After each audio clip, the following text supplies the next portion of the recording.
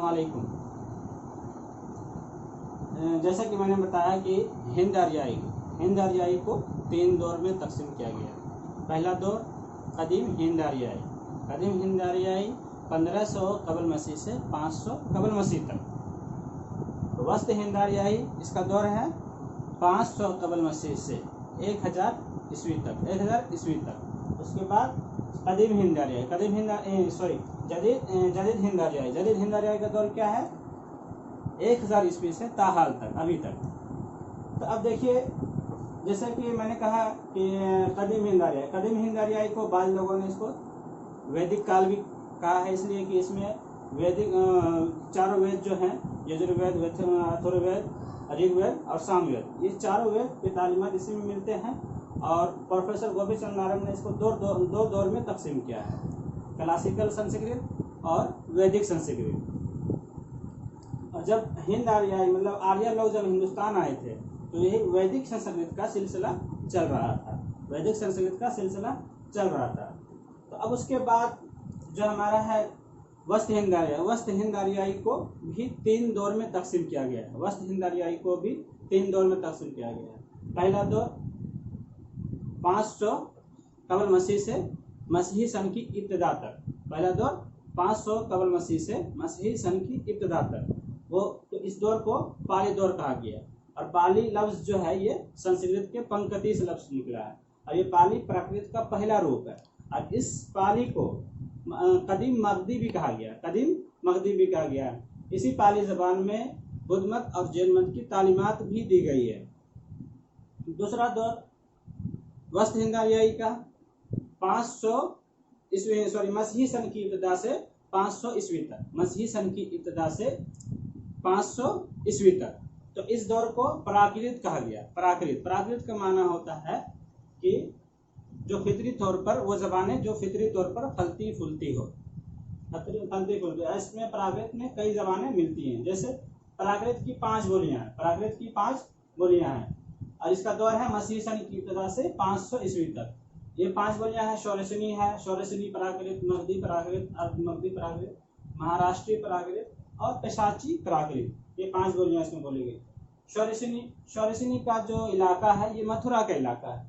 मगधी जनूबी बिहार का इलाका है। महाराष्ट्री पेशाची जो कश्मीर के आसपास बोली जाती थी।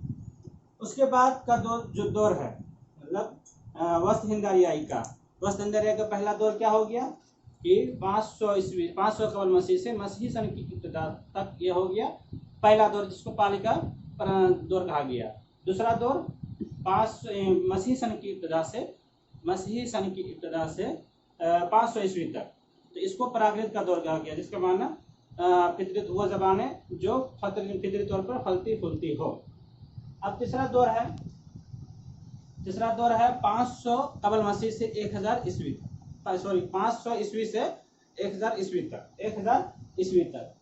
तो अब इसमें इस दौर को अपभ्रंश बोला गया। अपभ्रंश का मतलब होता है बिगड़ी जबान।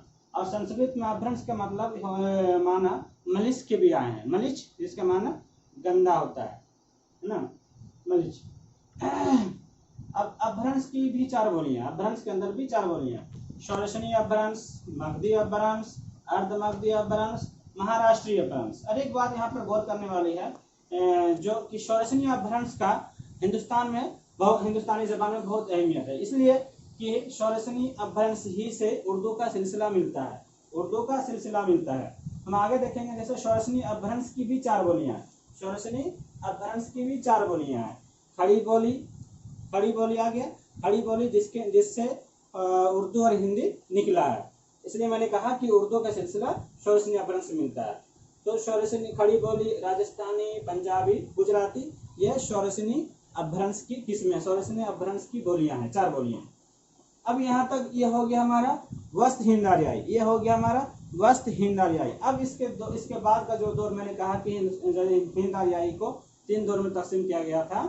तो पहला दौर हो गया कदीम हिंद आर्याई, दूसरा दौर हो गया वस्त हिंद आर्याई, तीसरा दौर जदीद हिंद आर्याई का दौर क्या था?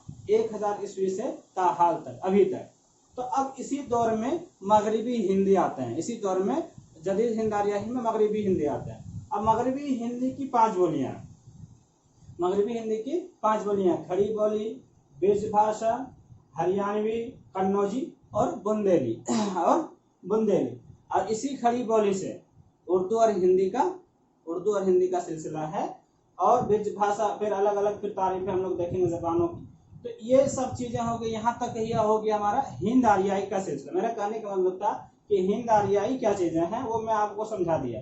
अब इसके अलावा जो हिंदुस्तान में बोली जाती है, इसके अलावा जैसे कि तमिल है, मलयालम है, कन्नड़ है और तेलुगु है, ये सब जो बोलियां बोली जाती हैं ये हिंद आर्याई के अलावा दूसरी जबानें मतलब गैर हिंद आर्याई कहलाएगी। ये सब कि जो मतलब खानदान अरसनक की दूसरे खानदान की ये सिलसिला है, वो दूसरे खानदान के सिलसिले से उसका ताल्लुक है।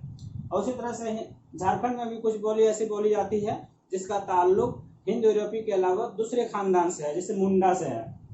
तो ये सब हो गया हमारा हिंद आर्याई। और गैर हिंद आर्याई वो हो गया जो हमारा हिंद यूरोपी के सिलसिला से नहीं आता है बल्कि दूसरे खानदान के सिलसिले से आता है। तो ये तो यहाँ से क्लियर हो गया, फिर हम आगे देखेंगे।